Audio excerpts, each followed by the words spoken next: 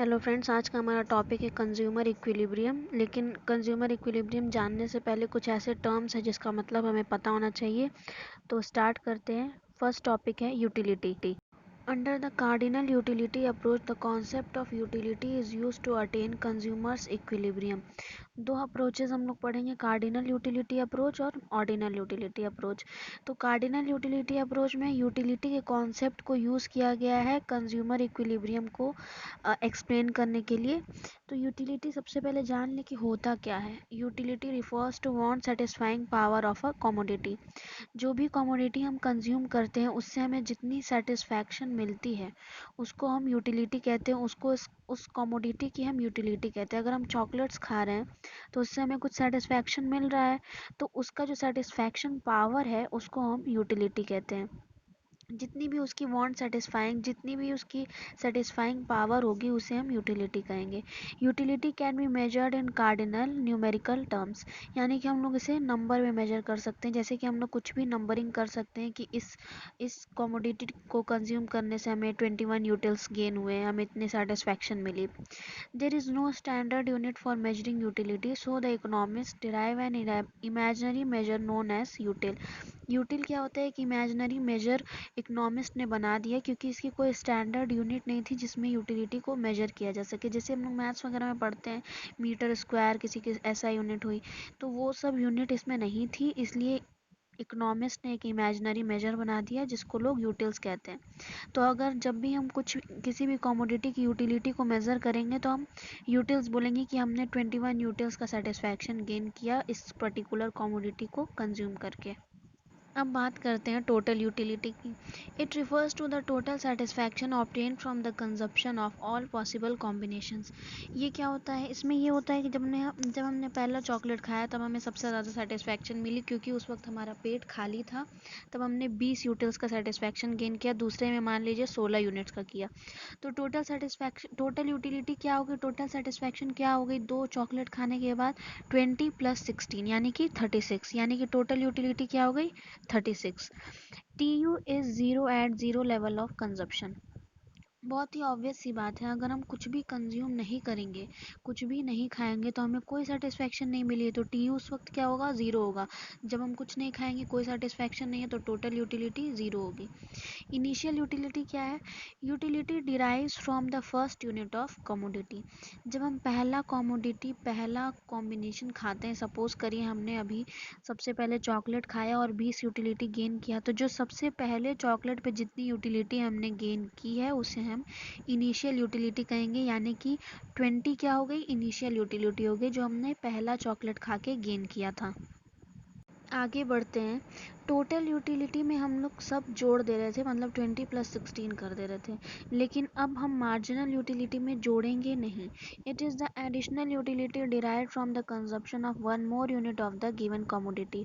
Marginal utility क्या होती है? जैसे ही हमने पहले चॉकलेट से दूसरा चॉकलेट खाया तब हमें कितना यूटिलिटी गेन हुआ था? 20 से 16 हो गया था। तो मार्जिनल यूटिलिटी क्या हो जाएगी? पहले चॉकलेट की 20 और दूसरे चॉकलेट की 16। और टोटल यूटिलिटी में हम लोग क्या कर रहे थे? 20 और 16 को जोड़ दे रहे थे, यानी कि 36 कर दे रहे थे। MUN is equals to TUN minus TUN minus 1।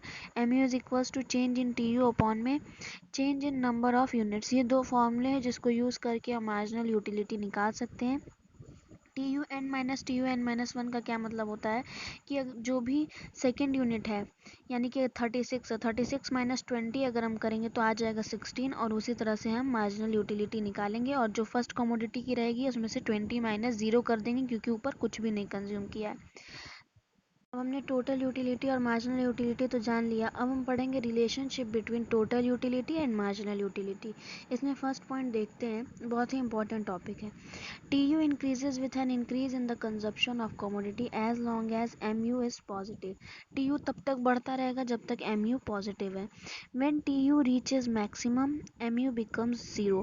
जब TU मैक्सिमम हो जाएगा, जब हमको मैक्सिमम सेटिस्फैक्शन मिलती रहेगी, उस वक्त जब हम पूरे तरीके से सेटिस्फाई हो चुके रहेंगे उस वक्त MU ज़ीरो रहेगा, यानी मार्जिनल यूटिलिटी ज़ीरो रहेगी। थर्ड पॉइंट है, when consumption is increased beyond the point of satiety, TU starts falling as MU becomes negative. MU negative हो जाता है कब? जब हम पॉइंट ऑफ सैटिस्फैक्शन के ऊपर कंज्यूम करने लगते हैं, यानी कि पॉइंट ऑफ सेटिस्फैक्शन, यानी कि हम पूरी तरह से सेटिस्फाइड थे फिर भी हमने कंज्यूम किया है, यानी कि डिसयूटिलिटी कर दी, यानी कि लॉस ऑफ सेटिस्फैक्शन कर दिया। जब हम ओवर खा लेते तो क्या होता है, वॉमिटिंग हो जाती है या कुछ हमारा पेट खराब हो जाएगा या जो भी हो जाएगा, तो उससे क्या होता है, लॉस ऑफ सेटिस्फैक्शन होता है। जब भी हम कंजप्शन पॉइंट ऑफ सैटिस्फैक्शन के बियॉन्ड कर देंगे तब एमयू नेगेटिव हो जाएगा और टीयू गिरना स्टार्ट हो जाएगा, क्योंकि उस वक्त डिसयूटिलिटी होने लगती है, उस वक्त हमारा कंजप्शन का मन नहीं होता है, फिर भी हमने कंज्यूम किया है, इस वजह से एमयू नेगेटिव हो जाता है। अब हम इसे डायग्राम से बिल्कुल अच्छे से समझेंगे। फ्रेंड्स, अब हम डायग्राम से समझेंगे relationship of T U and M U. ये एक शेड्यूल मैंने बनाया हुआ है जिसमें मैंने लिखा है चॉकलेट्स कंज्यूम 1 2 3 4 5 6, यानी कि 6 चॉकलेट्स हम लोग कंज्यूम करेंगे। जब फर्स्ट चॉकलेट हम लोग कंज्यूम कर रहे हैं तो हमें टोटल यूटिलिटी मिल रही है 20, यानी कि मार्जिनल यूटिलिटी भी उस समय, मतलब जब हमें पहली बार खा रहे हैं तो हमें सबसे ज़्यादा सेटिस्फैक्शन हो रही है तो हमें 20 यूटिलिटी गेन हो रही है। जब हम दूसरा चॉकलेट कंज्यूम कर रहे हैं तो अब हमने पहला चॉकलेट खाया है तो अब हमारा पेट थोड़ा भर चुका है, यानी कि सेटिस्फैक्शन अब थोड़ी कम हो जाएगी, यानी कि सिर्फ 16 यूटिलिटी हमें मिल रही है सेकेंड चॉकलेट से। और हमारी टोटल यूटिलिटी कितनी हो गई, 36, यानी 20 + 16 = 36। उसी तरह तीसरे चॉकलेट पे 10 मिल रही है और पेट भर गया है और सेटिस्फैक्शन मिल गई है, यानी कि टोटल यूटिलिटी 46। उसी तरह 4 पे 4, और एक टाइम आया है जब मार्जिनल यूटिलिटी 0 हो गई है और टोटल यूटिलिटी वही न्यूट्रल चल रही है। ठीक है, तो मार्जिनल यूटिलिटी 0 क्यों हो गई, क्योंकि अब हम पूरी तरह से सेटिस्फाई हो चुके हैं, अब हमारा पेट पूरा भर चुका है। जैसे ही हम छठवां चॉकलेट खा रहे हैं ये नेगेटिव हो जा रहा है, मार्जिनल यूटिलिटी की वैल्यू नेगेटिव हो जा रही है। क्यों हो जा रही है, क्योंकि अब डिस यूटिलिटी हो गई, यानी कि अब ओवर हो चुका है, यानी कि सपोज करिए हमने खूब खाया और उसके बाद हमें उल्टी हो गया तो डिस यूटिलिटी हो जाता है, लॉस ऑफ सेटिस्फैक्शन -6, और टोटल यूटिलिटी भी उसके बाद गिरने लगती है। अब हम इसी को जब हम डायग्राम में लोकेट कर देंगे तो कुछ इस तरीके का टीयू का ग्राफ आएगा और मार्जिनल यूटिलिटी का कुछ इस तरह का ग्राफ आएगा जो कि डाउनवर्ड स्लोपिंग है और एक टाइम के बाद वो नेगेटिव हो गया।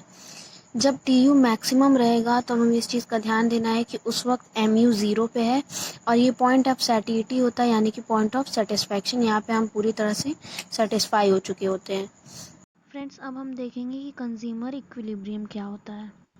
Consumer equilibrium refers to the situation when a consumer is having maximum satisfaction। धीरे धीरे करके इसे समझते हैं कि क्या होता है। एक ऐसा सिचुएशन जिसमें कंज्यूमर को मैक्सिमम सेटिस्फैक्शन गेन होता है विथ लिमिटेड इनकम। जितनी भी उसकी इनकम हो, 50 रुपये 100 रुपये, जितनी भी उसकी इनकम है उतने ही इनकम में जब वो मैक्सिमम सेटिस्फैक्शन गेन कर लेता है and has no tendency to change his way of existing expenditure.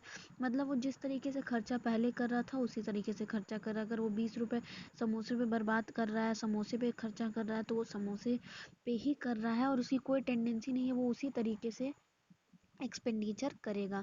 तो कंज्यूमर इक्विलिब्रियम क्या हो गया, एक ऐसा स्टेट ऑफ रेस्ट जिसमें कंज्यूमर मैक्सिमम सेटिस्फैक्शन में रहता है अपने लिमिटेड इनकम में, जितना भी इनकम उसके पास होगा।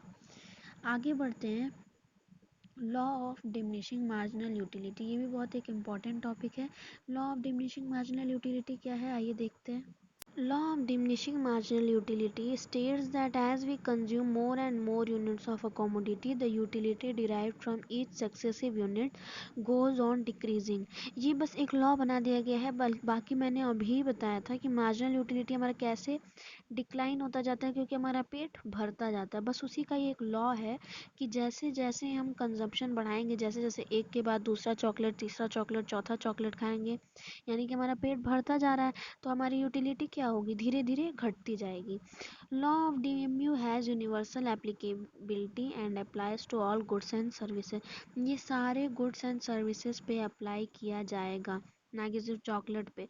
कोई भी गुड्स या सर्विसेज की बात हो उसमें लॉ ऑफ डीएमयू अप्लाई होगा ही होगा। अगर हम चॉकलेट के अलावा आइसक्रीम की बात करें या किसी भी चीज़ की बात करें, उसमें लॉ ऑफ डीएमयू अप्लाई होगा ही होगा। जैसे जैसे हम उसका कंजप्शन बढ़ाएंगे वैसे वैसे उसकी मार्जिनल यूटिलिटी डिक्लाइन होती जाएगी। This law was first given by H. Gossen, also known as Gossen's first law of consumption. Law of diminishing marginal utility का दूसरा नाम क्या है, अगर ये कहीं पूछ दे एंट्रेंस वगैरह में भी आ सकता है, तब इसका आंसर क्या होगा, गोसेंस फर्स्ट लॉ ऑफ कंजप्शन। और ये लॉ किसने दिया था, H. गोसेन ने। अब इस लॉ के भी कुछ एजम्पशंस है, यानी कुछ एज्यूम किया गया है। ये लॉ लिखने के दौरान कुछ एज्यूम किया गया था, जो कि एच गोसन ने कुछ एजम्पशंस लिखे हैं। आइए देखते हैं। कंजप्शन ऑफ रीजनेबल क्वांटिटी, मतलब कि जब भी हम कुछ कंज्यूम कर रहे हैं तो उसका क्वांटिटी रीजनेबल होना चाहिए। मतलब ऐसा नहीं होना चाहिए कि हम एक चम्मच पानी लेके पी रहे हैं, तो एक चम्मच पानी का तो कोई मतलब नहीं है, वो ग्लास फुल ऑफ वाटर ही होना चाहिए। अगर हम एक चम्मच पानी पियेंगे तो हो सकता है दूसरे चम्मच में हम लोग की थर्स्ट और बढ़ जाए, हम लोग और थर्स्टी फील करें, यानी कि सेटिस्फैक्शन लेवल बढ़ जाए। तो ये एज्यूम किया गया है कि रीजनेबल क्वांटिटी ही कंज्यूम किया जाएगा इस लॉ के अनुसार। कंटिन्यूअस कंजप्शन, ऐसा नहीं होना चाहिए कि एक ग्लास पानी हमने सुबह में पिया है और दूसरा ग्लास पानी हम लोग शाम में कर रहे हैं, तो हो सकता है शाम में जो पानी हमने पिया उसका सेटिस्फैक्शन और बढ़ जाए। कंटिन्यूअस कंजप्शन और रेगुलर इंटरवल पे कंजप्शन होना चाहिए, यानी एक के बाद दूसरा ग्लास, दूसरे के बाद तीसरा, ऐसे होना चाहिए। No change in quality, quality अब बदल नहीं जानी चाहिए। जैसे कि अगर मान लीजिए हम कोई आइसक्रीम खा रहे हैं, मान लीजिए नॉर्मल वनीला आइसक्रीम खा रहे हैं, हम लोग की फेवरेट मान लीजिए चॉकलेट आइसक्रीम है, तो अगर हम वनीला आइसक्रीम खा रहे हैं तो वनीला आइसक्रीम ही खाएंगे और कंटिन्यूअस कंजप्शन करेंगे। ऐसा नहीं होना चाहिए कि पहला आइसक्रीम वनीला खाए फिर दूसरा चॉकलेट खाए। तो ऑब्वियस है, अब चॉकलेट हमारा फेवरेट है तो हमारे यूटिलिटी क्या होगी, उसमें ज़्यादा गेन होगी। फोर्थ पॉइंट है रेशनल कंज्यूमर। रेशनल कंज्यूमर का क्या मतलब है कि कंज्यूमर को इतना नॉलेज मतलब होना चाहिए, इतना दिमाग होना चाहिए। कंज्यूमर जो है वो ऐसा पागल टाइप का नहीं होना चाहिए कि उसको समझ ही ना आए कि कितनी सेटिस्फैक्शन उसको पहले में गेन हो रही है, दूसरे में गेन हो रही है। मतलब रेशनल कंज्यूमर होना चाहिए जो कम से कम ये बता सके कि उसे कितनी सेटिस्फैक्शन फर्स्ट यूनिट से गेन हुई, सेकंड यूनिट से गेन हुई। फिफ्थ पॉइंट है cardinal measurement of utility quantitative terms such as 2 3 4। जैसे कि मैंने बताया था, कार्डिनल अप्रोच में हम लोग यूटिलिटी को नंबर्स में एक्सप्रेस कर सकते हैं, जैसे 2 3 4 5। जैसे कि मैंने अभी रिलेशनशिप में भी दिखाया था 21 20 16, ऐसे करके मैंने एक्सप्रेस किया था उसे नंबर्स में। तो ये भी एज्यूम किया गया कि हम लोग नंबर्स में उसे एक्सप्रेस कर सकते हैं।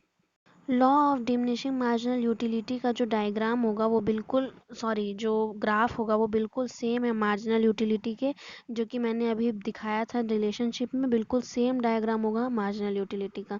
आगे के टॉपिक्स नेक्स्ट स्लाइड में डिस्कस करेंगे। Thank you.